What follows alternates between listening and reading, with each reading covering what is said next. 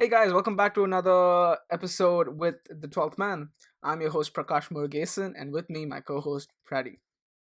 Hey, so we hope you guys enjoyed the first week of World Cup group stages just as much as we did. Yeah, there's been big upsets as well as some very close matches. Yeah, definitely.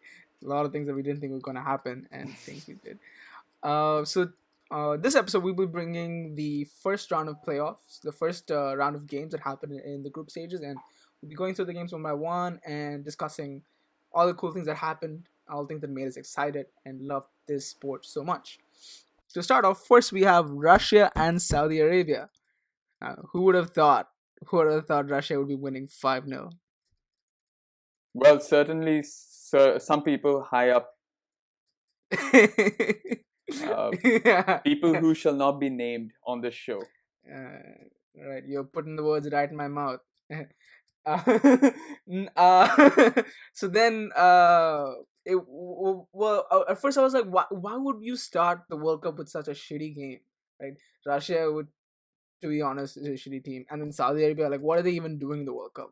Why would you start this momentous occasion on a game like this? But then watching it, I was just blown away by the energy, the frenetic passion and determination that Russia had, and how they were going for it, and how they had no mercy. Like, stop, they're already dead. But no, they went after Saudi Arabia again and again and again, and they just didn't stop. 5-0. It was pretty interesting to see the different players and the people that stood out.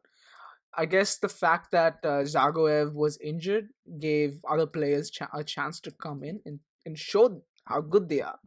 And I think that's those are some players that we should be keeping an eye out for the rest of the tournament. I'm sure they are going to come out and make a difference if Russia continues doing what they do and are doing.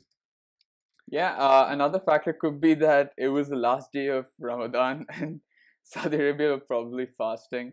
Uh, but there's no doubting Russia's quality on the pitch that day. I think one of the key standout players was the former Real Madrid winger Denis Cheryshev. I Uh-huh, think I'm yeah. correct. With yeah, I think I forgot when we were doing the predictions or the preview. We kind of forgot about him because he was normally on the bench, but I think he totally proved his worth this game. And yeah, like you said, it was just a matter of beating an opponent while he was down. He's right, right. It was no mercy, fasting or not. Happy Eid Mubarak, Saudi Arabia. That's actually the response that day. But I definitely had my eye on Zuba. I really think that this is a player that's going to shine a lot in the coming games in the World Cup. So make sure you guys keep an eye on this guy. I have high hopes for him. So next we have for you Egypt and Uruguay.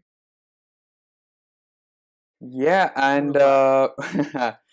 yeah, so well, Yes. it was the first of the narrow matches that were to come in this round, and Uruguay narrowly beating Egypt 1-0.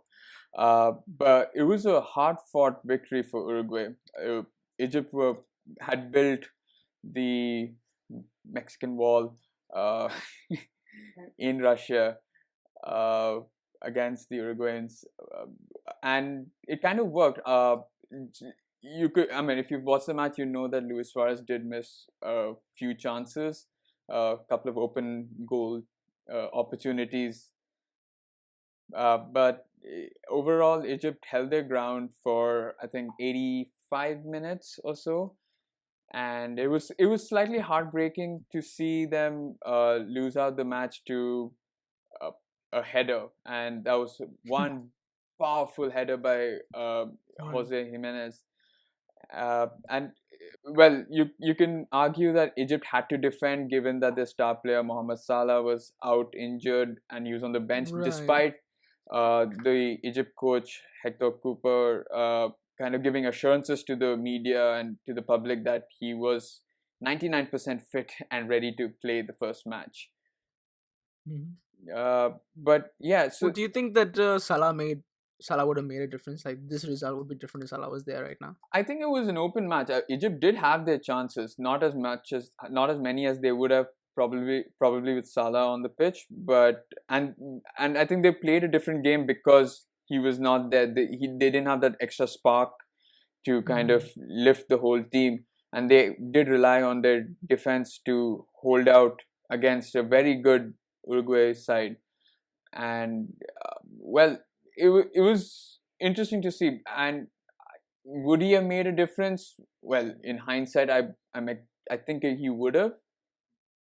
Mhm. At least Yeah, for sure. Like at this is least Salah. pushed the He's one of the team best in terms of players. in terms of motivation, motivated the players to kind of give it a uh, little more than 100%, kind of an impetus to Right. go Attack forward. more. Yeah, Yeah. Well, hopefully he's back for the next game, and that should be interesting too. So we'll have you back for the next round. Let's see if Salah does make a difference or not. yeah. So that's it for Group A. We will the next video in our lineup will be discussing Group B. So thank you for joining us. I'll catch you later. Bye bye.